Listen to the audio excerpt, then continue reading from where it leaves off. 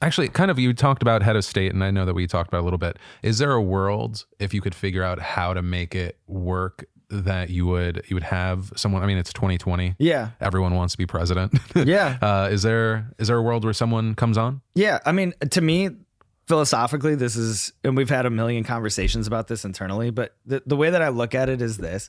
I do think that because it's permeated like every part of pop culture to a point that it's just so loud and heavy. And in a lot of ways, I think the escapism of Hot Ones has helped Hot Ones. But there also comes a point where now we've done 10 seasons, 200 episodes, like whatever, like we could do whatever we want.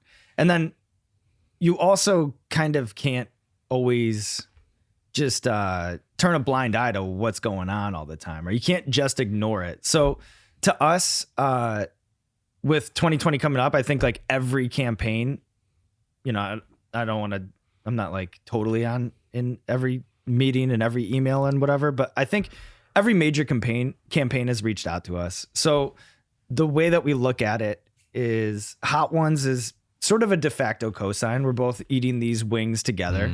I don't want to just lionize one politician because for whatever reason. So to us, it's like there have to be more voices involved than maybe just the one.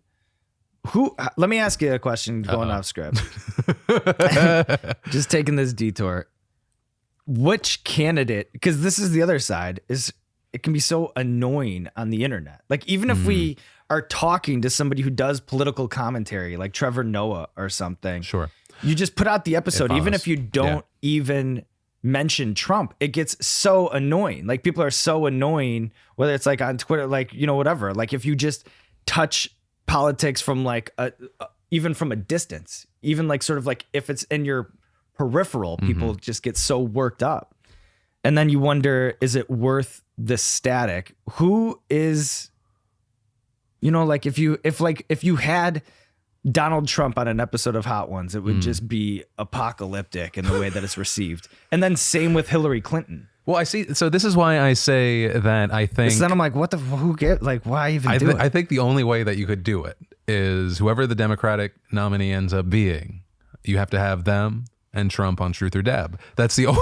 It's the only way you don't get the preferential treatment. But I mean, because honestly, I mean, you could have like, if you look at well received on the internet people, like definitely like a Yang or a Bernie, right? Right. That's what I it's think like, about. It's like if they whoever rolls through on Joe Rogan, probably fair game has as far like as sort reception. of an internet cosign. But I understand what you're saying as far as like all of a sudden people would say this is like almost a de facto endorsement, right? Exactly. In a way. Exactly. But I think if let's say whoever the nominee ends up being, right? Because I don't know, you guys shoot so far in advance.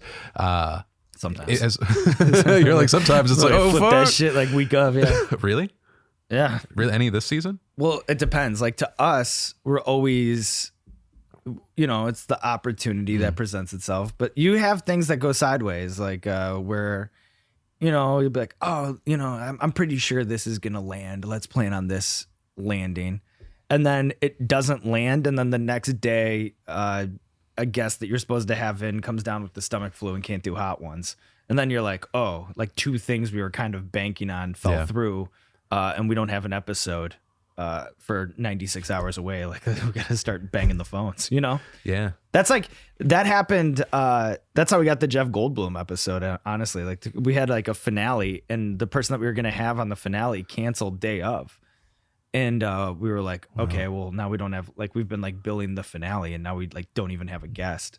And Jeff Goldblum had he'd flirted with us before, so we were like explained our situation, how we were in dire straits over here, and if you just have, we'll pull up in your garage if you need us to.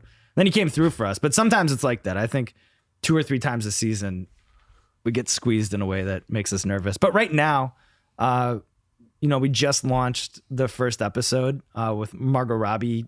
And I think we've shot half the season so far, which is nice. I feel at ease right now. But usually we do not have a bank that's that built up. We're always kind of chasing and shaping the season while it's happening. Okay. I feel like that can be fun, but also so stressful depending on how close you get. Yeah. And there's definitely times where it gets very stressful, especially now because the audience expectations and that bar is so high. Yeah. So you not only have to like make sure that you're drilling every Thursday at 11 a.m., but then also to the expectations of that, you know? But yeah, I stand by truth or dab.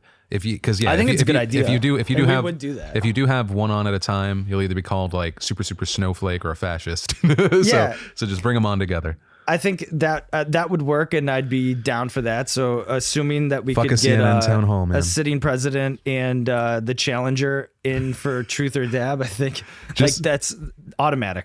You hit up Trump's campaign. You're like, yo, you can make them look like a bitch. Yeah. Like, and then you say the same thing to the other side. I know, but you do think about that. Like if there's a health scare or something, like that is the good.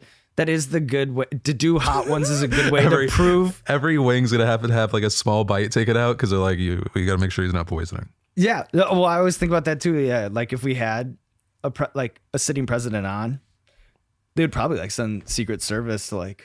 Yeah, they'd have to, right? Right. Watch Chris toss the wings in. You got to do that just so you can come back on and explain what the fuck that was. Yeah.